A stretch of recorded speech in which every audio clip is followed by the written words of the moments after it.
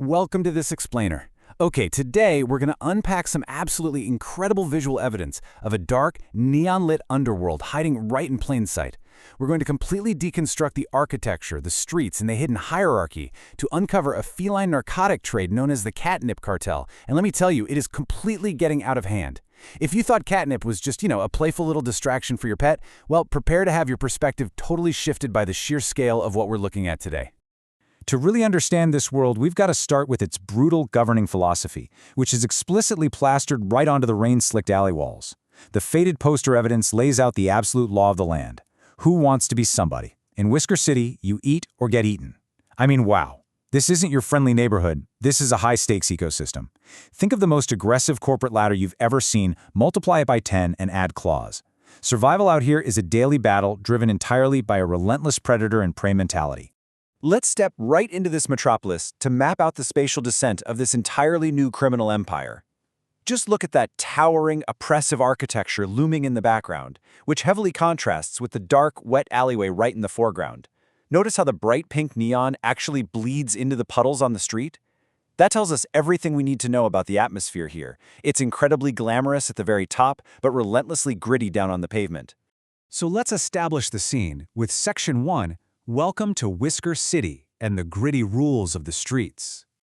Looking closely at a faded poster on that damp brickwork, it reveals a really historic street-level mantra: Live fast, chase tail, 1995. This brilliantly illustrates that this rogue culture, it's not a recent development. The heavy wear and tear on these signs show us a city that's actually been operating under these adrenaline-fueled rules for decades, essentially creating the ultimate breeding ground for organized crime to take root and really flourish.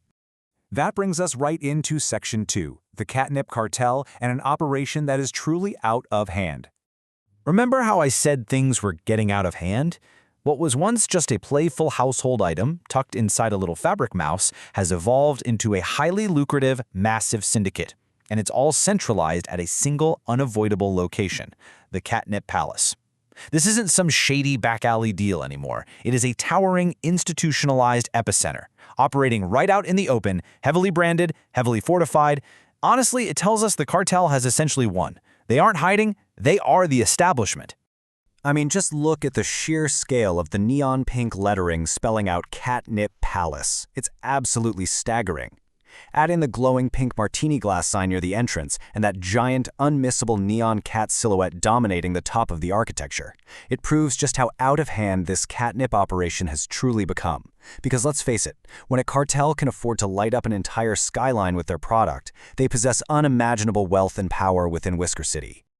All right, let's break down who is running the show in Section 3, the Star Starts Mafia and the hierarchy of the cartel.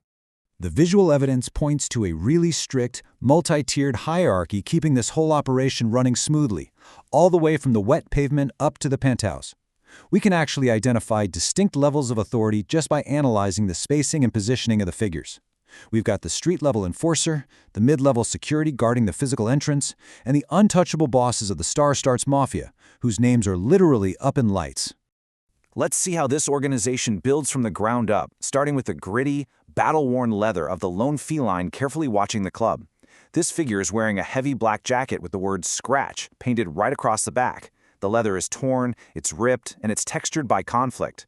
This solitary street-level enforcer acts as the cartel's eyes and ears on the ground, doing the really dirty work to keep the perimeter secure. And then, at the absolute top of the food chain, we have the elusive Star Starts Mafia. They are ominously advertised on the main theater marquee, hovering right over the shrouded bouncers standing in attention behind a velvet rope.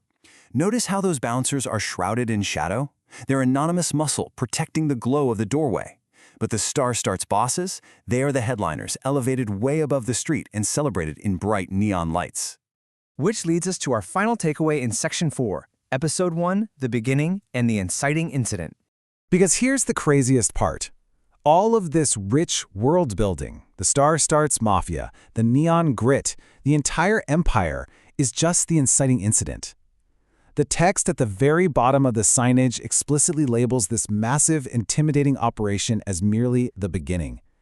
Despite the towering architecture of the Catnip Palace, this is a bold declaration that the cartel spread is only just started. This isn't the climax of their power, guys. It's just the launch pad. Which leaves us with one final, totally chilling thought to take away from this explainer. If the towering, neon-drenched Catnip Palace and the absolute street-level control of the Scratch Enforcers is just step one, how far will the Star Starts Mafia spread their empire next? What happens when a trade that is already getting out of hand decides to truly expand? Thank you so much for joining me to decode the secrets of Whisker City. Keep your eyes peeled because there is clearly so much more to this story waiting right there in the shadows.